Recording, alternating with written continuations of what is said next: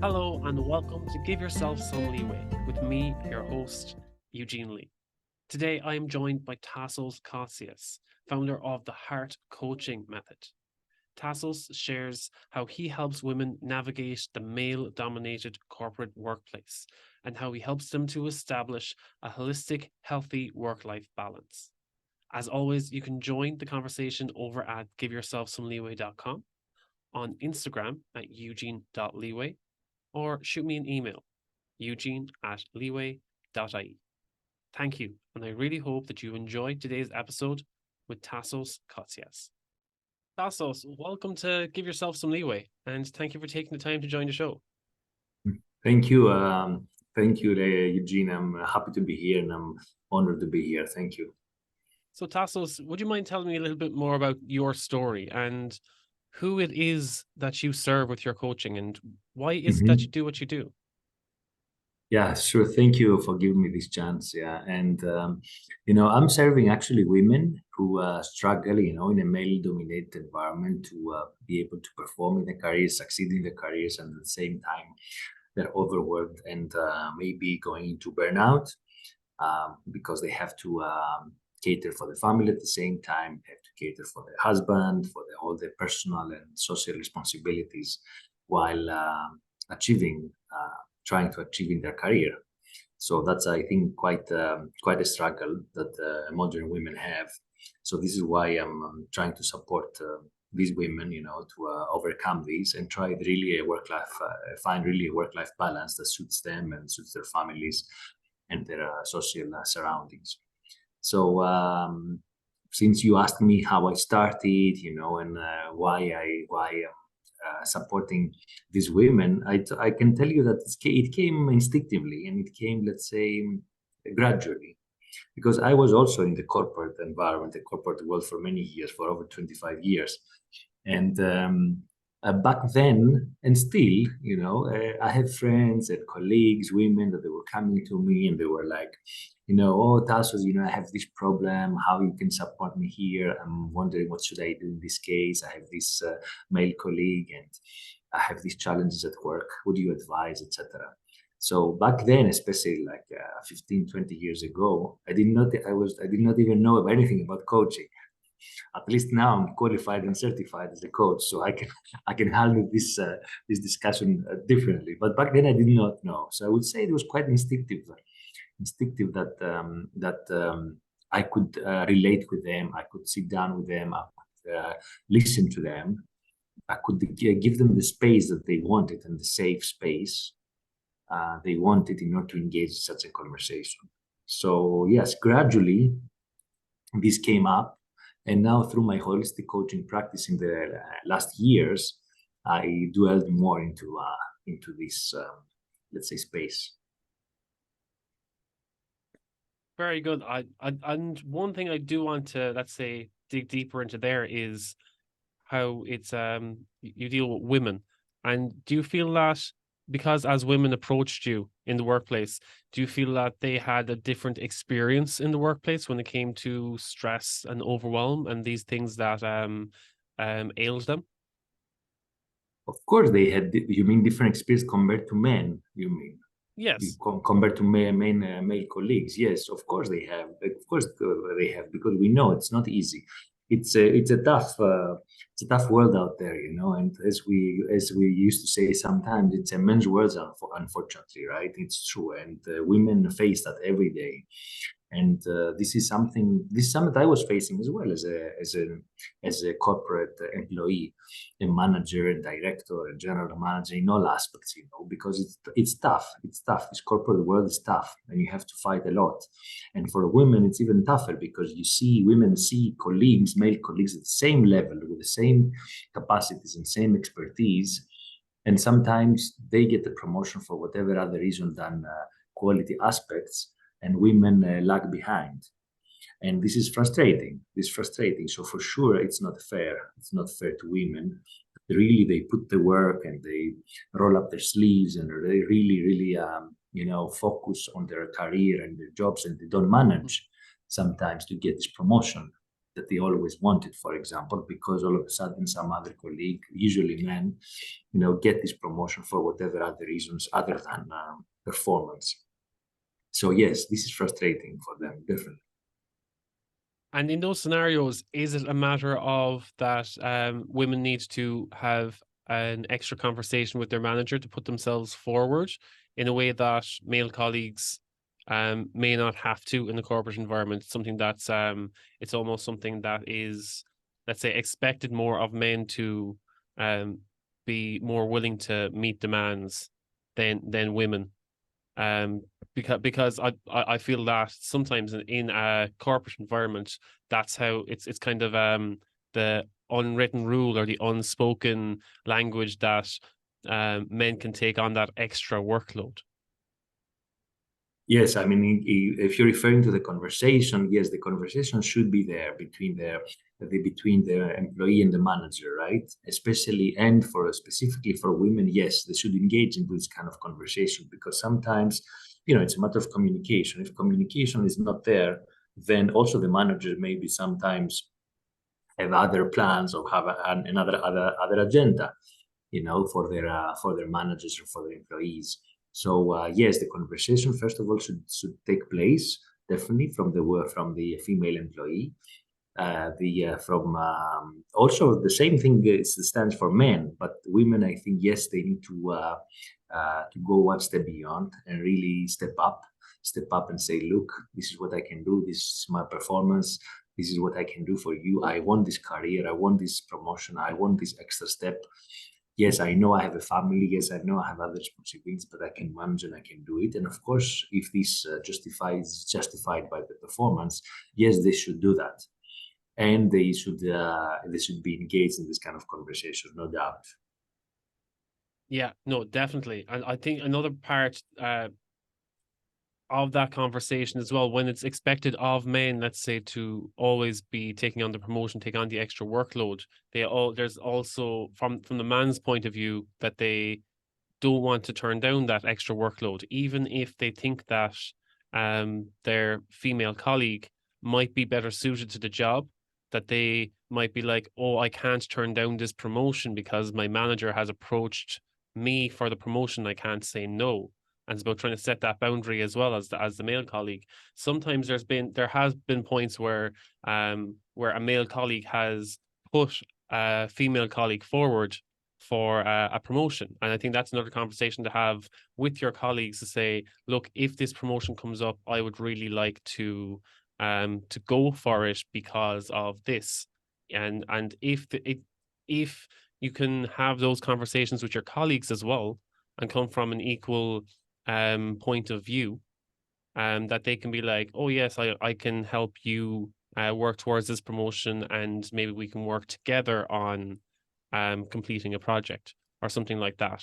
Now, I'm not sure if cultures differ in different workplaces, and maybe you can't have that conversation with other employees, but I feel that we should have an open conversation with our teams, with our colleagues, with our managers.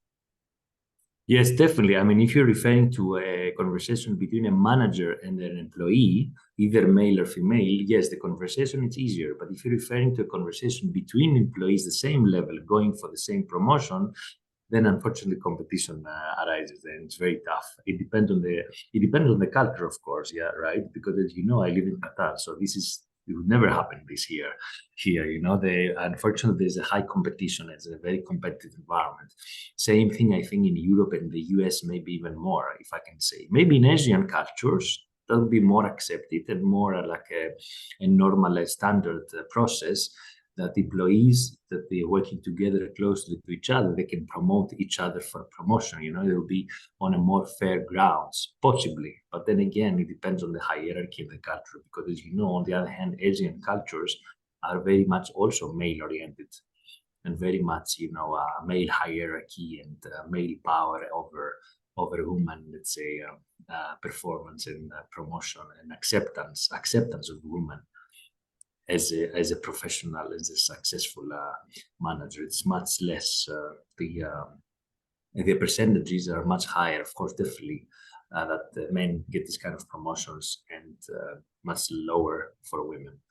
So yes, this is for me. This is quite clear in the corporate world that yes, the woman has to fight harder, has to try harder, has to work harder, has to be able to has to be able to achieve more, and still, unfortunately, does not get the chance for this promotion, for a promotion for whatever other reason, because unfortunately, a lot of managers, especially when they are male managers, they are considering the other aspects of a woman, professional. Oh yeah, but you have a family, you have kids to raise, maybe you're pregnant, maybe you want to engage into to get married, and then maybe later on you have family. So they start considering these limitations, these restrictions, unfortunately, and they don't give the chance to women, and this is not fair. This is what I'm referring to. This is not fair at all, right? So my job here is to, as a coach, as a holistic coach, is to try to find ways that women can achieve this, they can go for this career, they can go for these next steps in their career, they can really target high, in the professional career, but at the same time without sacrificing family time, children, time with their children, time with their husband, and all the rest of, unfortunately, the rest of the responsibilities during the day. So this is what we're trying to do here, and how I'm trying to help and support these women. Yeah, that's great because I know that a lot of women would take a choice of either that is like, am I going for success or do I want a family? And they feel that there's a divide there that they can only compete for one, or they can only work Yeah, towards one. correct. This is at least this is maybe a conscious choice, but on the other hand, even if it's in the beginning, it's like this. It's very challenging to be able to manage both. Very challenging to be able to manage both. I have seen very, very few women, really very, very few women that are able to manage both in a balanced way, and that depends, of course, on their age, depends on the family status, depends on their professional on the requirements at work, and all this. But it's doable. It's doable. It's not impossible. It's doable. It's happening, and I've seen a lot of transformations with my experience and my clients. I've seen a lot of transformation to really create this work-life balance.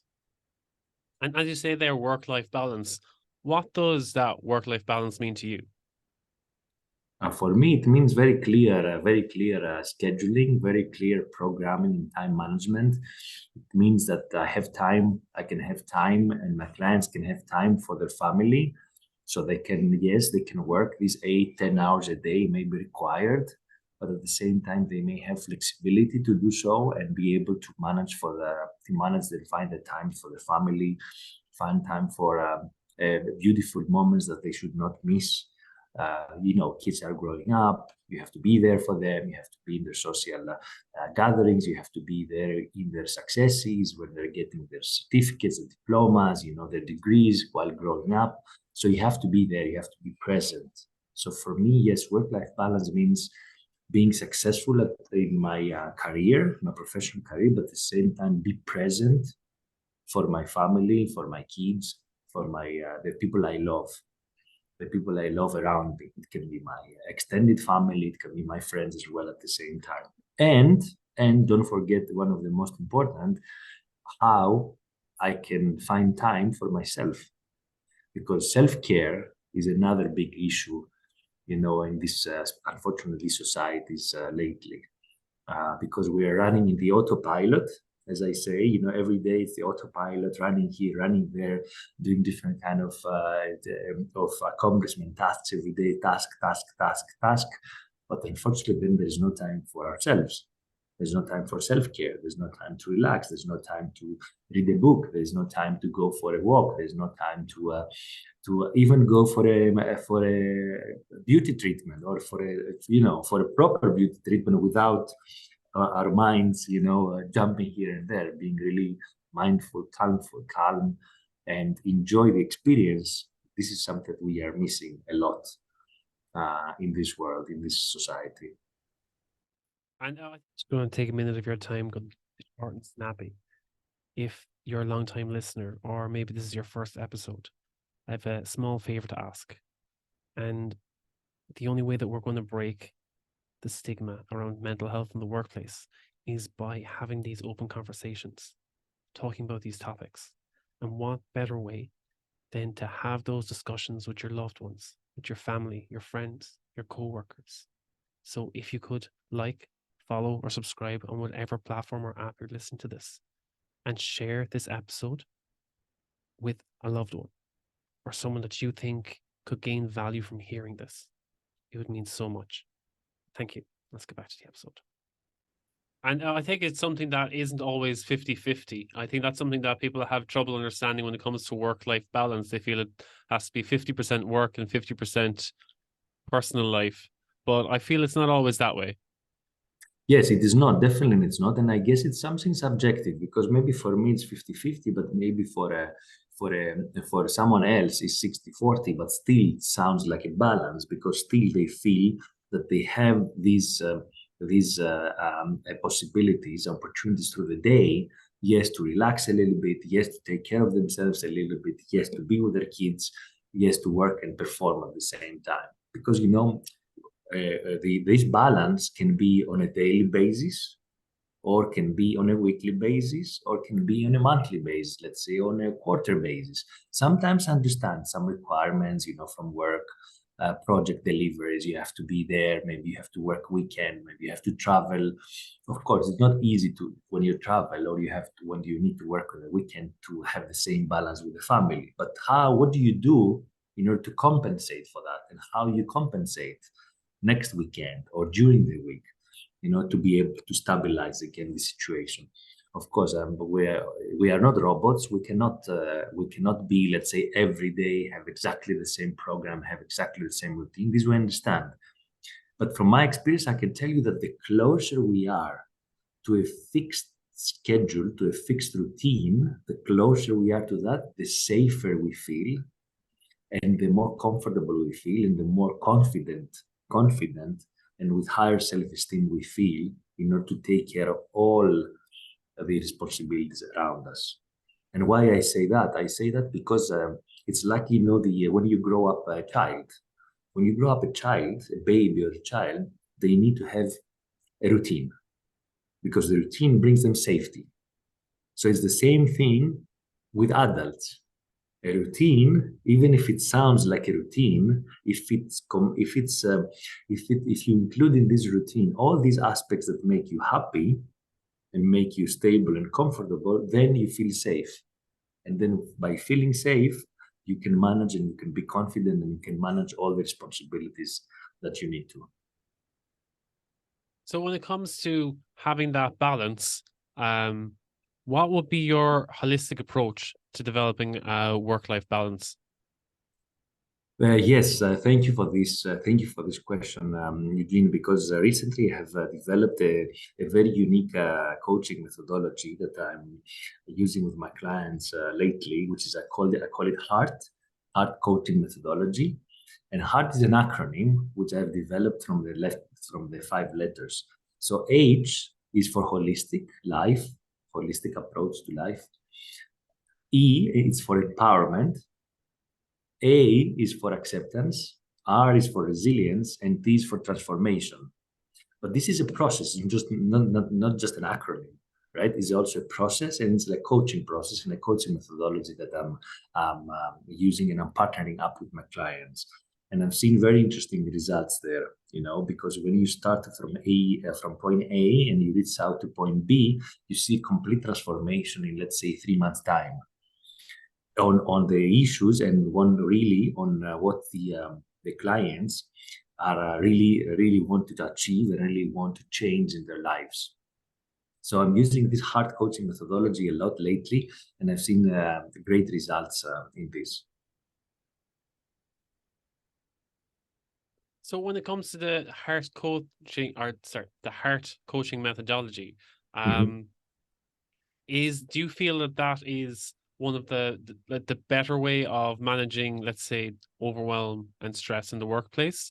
Do you feel that people are not looking enough at holistic approaches, or maybe they're overlooking the importance or the power of holistic approaches?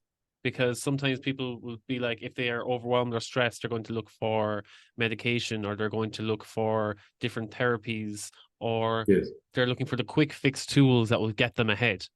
but they're not Yes. actually looking within themselves. Yes, you're right, because you're exactly to the point, because exactly this is the essence. So through the heart coaching, through our process, it's not that we're doing the quick fix because I'm tired and I'm going to have a massage, a treatment, and get better and feel better for the weekend, then go back to work. Because we're not talking about the physical level only. Here we're talking about four different levels. We're talking about the physical level, we're talking about the mental level, the emotional level, and the spiritual level. So through the heart methodology, you're starting with a holistic approach in life, first of all, which is the first PH, the first step. And we try to identify with the client together what is important for them in order to really have a holistic approach in their life. Meaning, what does it mean holistic? Meaning that they understand their feelings, they understand their emotions, they understand their mental processes, they understand the time balance that they need to create, the balance they need to create. They understand how to manage their time. They understand what to give priority, where to give priority. They understand what they do about themselves in order to create the self-esteem they need, to increase the confidence they need in order to be out there, to the world. So this is the holistic aspect in a nutshell. Once the clients understand this holistic approach and they feel more confident and they feel higher self-esteem, they feel that they can achieve this balance in their environment, then we proceed to the empowerment, to the E aspect. What is the empowerment? How the empowerment is coming? The empowerment is coming when I feel more confident. The empowerment is coming when I feel more balanced. The empowerment is coming when all of a sudden I start hearing from other people in my environment that, look, wow, how you can manage this. I'm impressed that you're managing your time better. I'm impressed that you can manage your career with your family at the same time. So the empowerment slowly comes. And then out of this empowerment, when I feel more grounded and I can radiate that, I can reflect this to other people, then I start feeling the acceptance. Because all of a sudden my managers, even my husband or my wife, accordingly, depending, right, will start appreciating me more, will start accepting me more, and I will be receiving these compliments, let's say, of acceptance, even if it's not compliments, maybe they are subtle cases that I will be feeling this kind of acceptance from my surroundings. So this will be fueling back to the empowerment. So it's like acceptance is fueling empowerment is fueling acceptance. And then brings me to a higher level, which is the resilience. Because when I started having the holistic approach, together with empowerment, together with acceptance from my environment, then I can build this long-term resilience that I need in order to surpass the challenges, any challenge that I face from now on in the future. Because if I feel empowered and accept it, I can be more resilient to face any challenge that's coming on my plate, either it on my professional life or on my family life or an illness or whatever it is. So I'll build this long-term resilience out of the consistency, out of my routine, out of my holistic approach, out of the environment, out of the acceptance. And then slowly, with building this resilience, I'm transforming basically myself. Because if I look back, I would say, okay, 3 months ago, I didn't know, I didn't have this balance. I was feeling insecure. I couldn't take care of myself. I couldn't feel grounded. I couldn't feel strong, right? And now, all of a sudden, I feel accepted. I feel empowered. I have the resilience that I need to move on, to go on and achieve more objectives, achieve more goals. So this is where the transformation comes in place. Yes, and this is where really it's surprising to see this transformation in people and in my clients. That's great. And I actually do love, it's very smart to take on the word heart, having that 5-stage framework. So so I really do love that. So if there's anyone, let's say if there's a woman who wants to work on that work-life balance, or they want to achieve more in the workplace, but they don't know where to start, what's the best way for them to get started on this heart coaching methodology with you? The first step would be, and I would be happy to offer to any of your audience listening to us, I would be happy to, or watching us, I would be happy to offer a 30 minutes consultation call just for them, to get to know me, get to discuss a little bit more about the heart methodology and how this can support them in what they are facing in their daily challenges. So I would be happy to offer this upfront, and then it's up to them to decide whether Tassos and myself as a coach can support them and can be a good partnership, a good chemistry to help them achieve what they need in the next, let's say, 3 months. So that would be my advice at this stage. And of course they can reach to my website, and they can study a lot of material. I have a lot of material. I have an ebook. I have a lot of blog posts around the holistic approach and about the heart coaching methodology. So there's a lot of content and material out there. Great, awesome. And they'll be able to find you on Instagram as well at My Holistic Coach.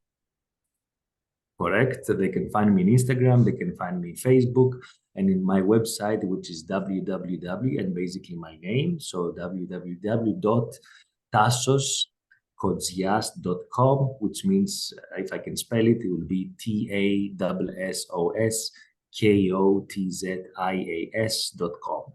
And there they can book a call directly with me. This 30 minutes free consultation call that I spoke about before. That's brilliant, Tassos. Thank you again for joining the show. It was great having you here. Thank you, Eugene. My pleasure. Thank you. I was honored to be here with you. Appreciate it. And let's keep on moving.